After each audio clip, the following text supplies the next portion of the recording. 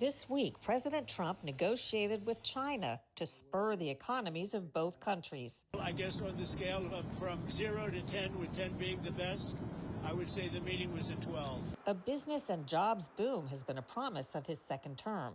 How does this factor into President Trump's idea for a resurgence of U.S. manufacturing? We're bringing in a large amount of jobs, and a large amount of very technically skilled jobs. So this is a prime example of bringing back manufacturing into the United States. We look at the prospects of a relaunch of America as an industrial powerhouse. The fall harvest is being met with some falling expectations. So the prices are not good for the grains. President Trump's tariffs have hit America right in the breadbasket, where hopes for a good harvest are balanced by a new deal with China. Tremendous amounts of the soybeans and other farm products are going to be purchased immediately. Washington, D.C. spends more per student than almost any other school system in the country. As a parent, are you getting your money's worth? Nope. We ended up bringing a tutor on in 4th grade for my older daughter. D.C. ranks near rock bottom on how well kids learn. We'll look into what's failing in the nation's capital.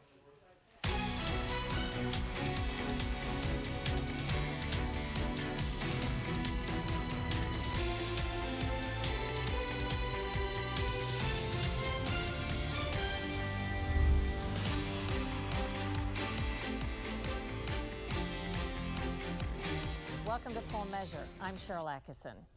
Our history of manufacturing is marked by waves of innovation, decline, and revival. It's shaped our national prosperity and identity. President Trump's second term comes with a promise for America to reclaim its dominance in manufacturing and critical technology. The White House now lists more than $8.8 trillion in total U.S. and foreign investments. What's the impact on our national security and our own communities? Today's cover story is good for business. In the sun-scorched desert just outside Phoenix, a manufacturing and technological revolution is unfolding. A giant foreign company is expanding its U.S. footprint with a staggering investment announced weeks into President Trump's second term. Taiwan's semiconductor manufacturing company, TSMC, is pouring $165 billion into this site in Arizona. It's building 6 state-of-the-art chip factories to power everything from AI to iPhones. This is one of our products. This delicate electronic wafer, etched with hundreds of microchips, is the prize of this manufacturing surge, crafted right here for tech titans like Qualcomm and Apple. Almost every other industry in the electronic space depends on semiconductors for what they do. We even have products that have gone to outer space and are right now filming Mars. Touchdown confirmed. We're safe on Mars. Greg Jackson is an executive at Taiwan's TSMC in Arizona. Yeah, I think it really changes the landscape. I mean, if you look over the years, we've dropped to somewhere around 10% or less chips made in the United States. Now we're bringing that back into the United States and bringing it back in the most advanced technology into the United States. How does this factor into President Trump's idea for a resurgence of U.S. manufacturing? This is a great example of resurgence of manufacturing. We're bringing in a large amount of jobs, and a large amount of very technically skilled jobs.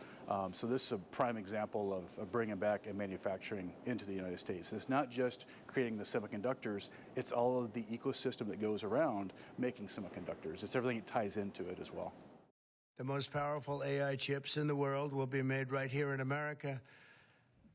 President Trump has made a manufacturing surge a pillar of his second term, in part to reduce America's risky dependence on China and other foreign powers. How has it been a precarious thing for us to rely so much on foreign-produced chips? So I think if you look back to the COVID time, there was a lot of risk that came in from the supply chain by having things spread out all over the world. You know, the ports shut down, the airports shut down, people were unavailable to come to work. Having semiconductors back in the U.S. onshore reduces that risk and allows us to really fend for ourselves and be in charge of our own destiny. America's first big manufacturing boom began in the 1800s with the Industrial Revolution. After the Civil War, industries like steel and railroads exploded. By 1900, the U.S. produced 30% of manufactured goods on the planet. Industrialists like Henry Ford introduced mass production. Ford's assembly line and other advances led to a peak in the 1950s. But in the 70s and 80s, a downturn triggered by globalization and automation.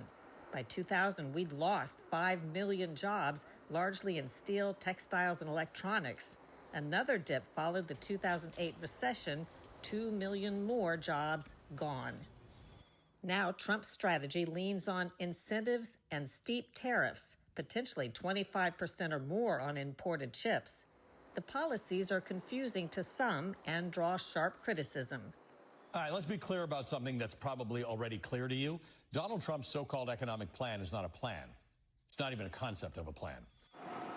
But Trump and his allies say these policies are spurring many companies to build or expand on U.S. soil. TSMC is among the biggest, but dozens of manufacturing ventures have been announced so far in Trump's second term, with trillions in promised spending, including pharmaceutical, computer, energy, AI, and critical minerals companies.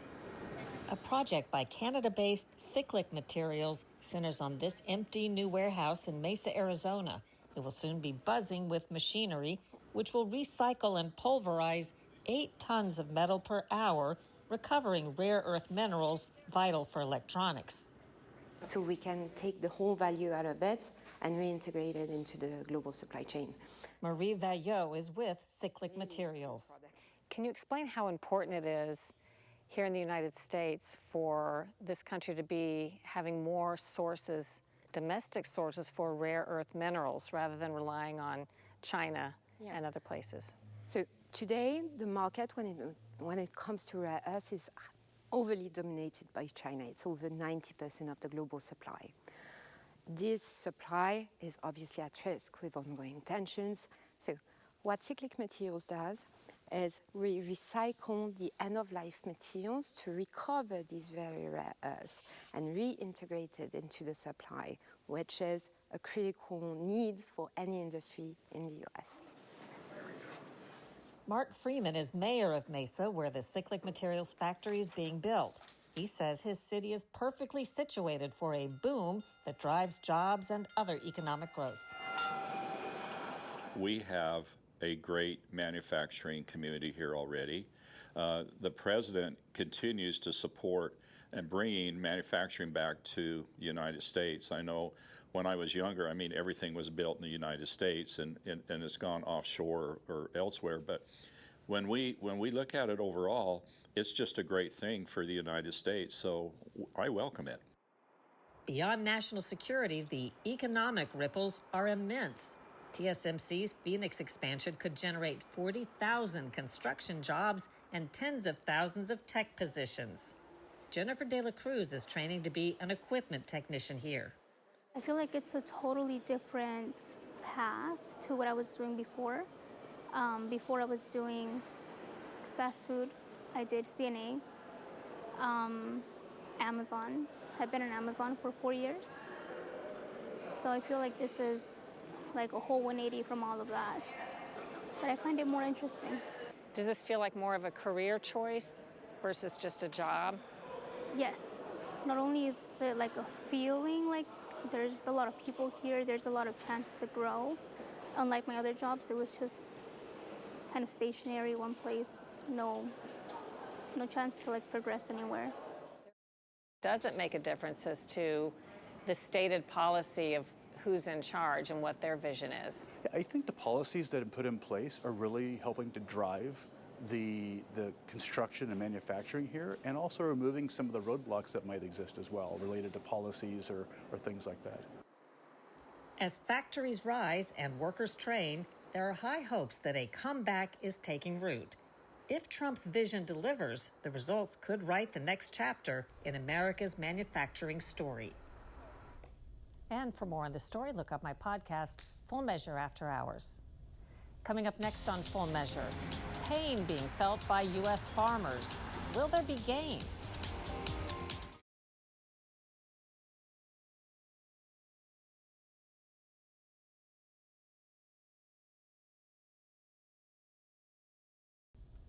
A key part of President Trump's trade deal with China this past week reopened the market for American soybeans. If you think soybean sales don't mean a lot to you, they actually impact national food prices, export revenues, and taxpayer-funded agricultural subsidies, affecting economic stability and consumer costs for all of us. A lot of soybean farmers have spent this past growing season working on hope and a little faith in President Trump. Mackenzie Frost reports from Indiana. The sight of a dust cloud in a field on a bright, sunny day usually means one thing.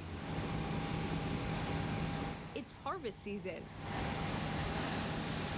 This 2,200-acre plot near Rensselaer, Indiana, is where Kendall Culp and his family have been working the land for more than 50 years. You said soybean, corn, and wheat. What's it going to look like for you? You're in the middle of harvesting right now. How are the prices going to be? So the prices are not good for the grains. We're very diversified. As a family operation, we try to stay diversified. So if one commodity is struggling, hopefully another one brings that up from a financial standpoint. But grain prices, of course, are subpar. There's a lot of issues, I think, that are addressing that or that are causing that low prices to be. So it's definitely a below break-even year as far as for corn and soybeans.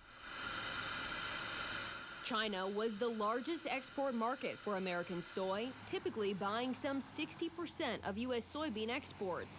But until a deal with China just announced, that had ground to a halt. China was boycotting U.S. soybeans in retaliation for President Trump's tariffs. China imported 0 U.S. soybeans in September. Are the tariffs part of that conversation, given the fact that China is no longer part of the conversation when it comes to buying soybeans in the United States? Obviously, we need China to be part of our market. What we found is we really had too much reliance on one country for our soybean exports, and that was China. About a third of the soybeans that are raised in this country pre-tariffs went to China. I mean, that's an amazing number to think, a third. Over half of what we export went to China. Culp is also a Republican state representative and the vice president of the Indiana Farm Bureau.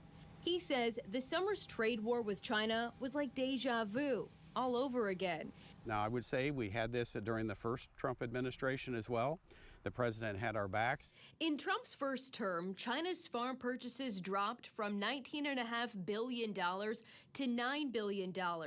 The Department of Agriculture responded with direct payments for qualified American farmers, spending $11.5 billion in 2017 and more than $32 billion by 2020. Do you hear from farmers that they blame the Trump administration? Are they upset with the policies that they're seeing from Washington? Surprisingly, no. About 70% of rural Indiana voted for President Trump for re-election. They're sympathetic with the fact that China is kind of the bully in the world, and we're not going to stand for that. And most countries can't stand up to China. And so I think farmers in general are going to say, we want to do our part. We want to help as well. If we're going to have some short-term pain for long-term gain, we're willing to do that, but we also have to stay in business. And I think the White House understands that. That sentiment is felt across county lines. This is my grain handling facility, where Alan Buchanan has been farming this land near Fowler, Indiana since 1997. I supported this administration, and I feel like it will sort itself out. The deal with China is even more welcome because although President Trump promised a fall bailout of up to $10 billion, that relief has been held up by the government shutdown. Is it up to the federal government to help farmers who are impacted by the tariff policies by utilizing that money? I don't think it's necessarily their responsibility, but I think it's very wise to do so. It comes back to food supply and really national security. It's always been that way, is whenever farmers are in a tough spot, you tend to look to the government for answers. How long can the short-term pain last? We had hoped that we would see some kind of agreement with China before harvest. Yeah. That hasn't happened. And then it did. It was an outstanding group of decisions. We're in agreement on so many elements, large amounts, tremendous amounts of the soybeans and other farm products are going to be purchased immediately. China has agreed to purchase 25 million metric tons of U.S. soybeans annually as part of the new agreement, with almost half of that coming between now and January. That will open the China market up again, but Indiana farmers are planning forward. They've learned to diversify crops. Now they're going to diversify markets. We're trying to really focus on the markets that are open for us. Indiana recently signed a letter of intent with Taiwan to purchase a huge sum of soybeans in the next 4 years, $3.5 to $4 billion worth of soybeans, which is going to be huge for Indiana farmers. Farmers have always survived on hard work, along with hope and more than a few prayers. Geopolitics have become part of the change, while the old challenges remain the same. There's a lot of places around the state and even the Midwest where they weren't as fortunate with summer rains and maybe spring rains where they weren't able to plant as timely as we were. Production costs have risen dramatically. And with crop prices, you know, kind of in the tank, there's a lot of concern going into 2026. You went to Indiana before President Trump announced the new deal with China. Do you know what these farmers are thinking about this deal? So we contacted them after the news of this deal on Thursday, and Alan Buchanan called this a game changer for profitability. Kendall Culp said that it is welcome news on top of a year that had great harvest. And we're seeing the market put dollars behind this new deal and the news of it, right? Soybeans hit their highest price in over a year. Hope that works out. Sounds good. Thanks, Mackenzie. And ahead on Full Measure, D.C. schools, high costs and poor performance.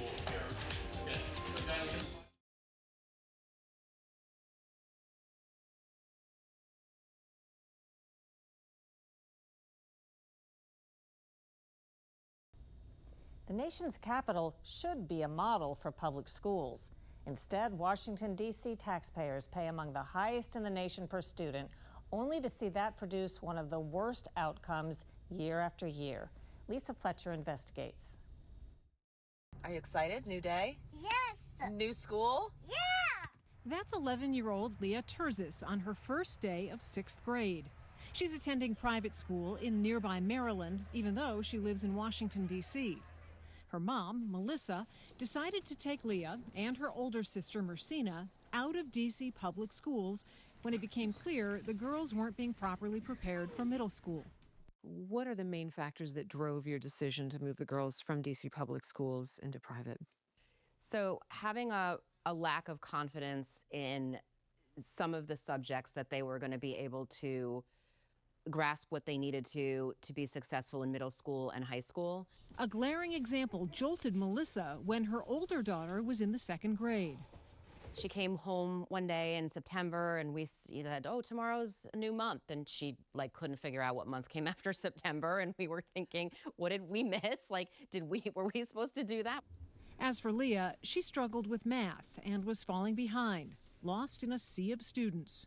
Any thoughts on what the rest of your education is going to be like being in a private school? What do you want it to be? I want it to be really organized in a way, and I want to be a lot more organized than I was at my old school, because in my new school we get planners and we have to fill them out. We didn't have that at the old school.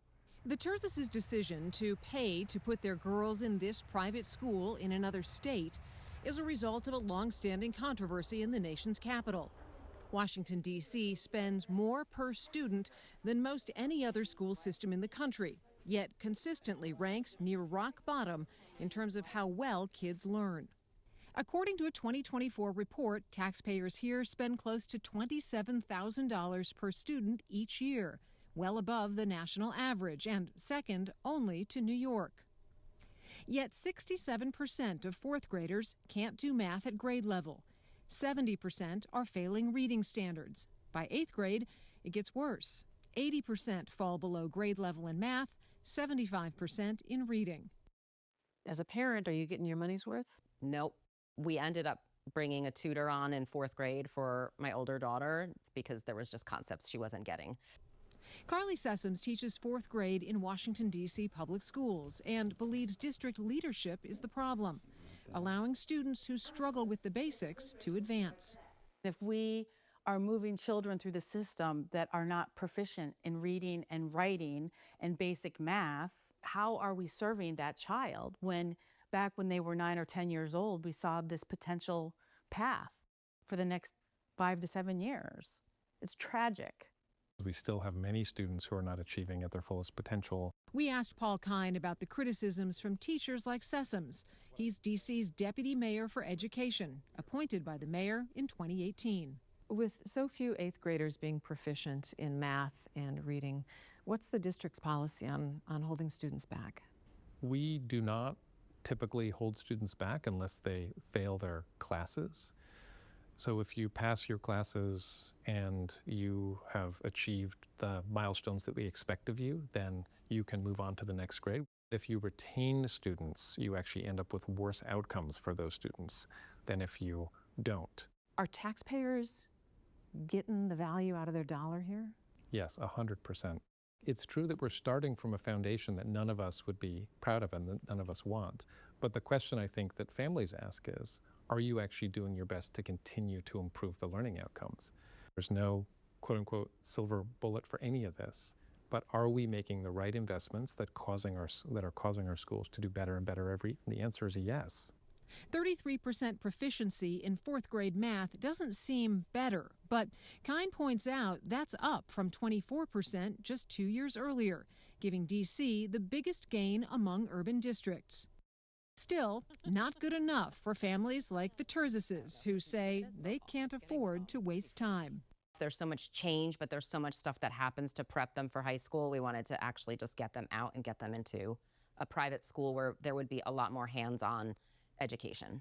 They definitely get a lot more focus. They get a lot more attention. Nobody's left behind. A number of school systems similar in size to D.C. actually spend less and get better results. Austin, Texas, and Charlotte, North Carolina spend about half of what D.C. does, and they do better on the nation's report card. But in urban districts of similar size, D.C. is the fastest improving in the nation. Comparisons like this can be difficult because there are a lot of variables like student population, demographics, and cost of living.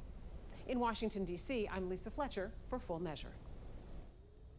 And after a break, what's ahead next week on Full Measure?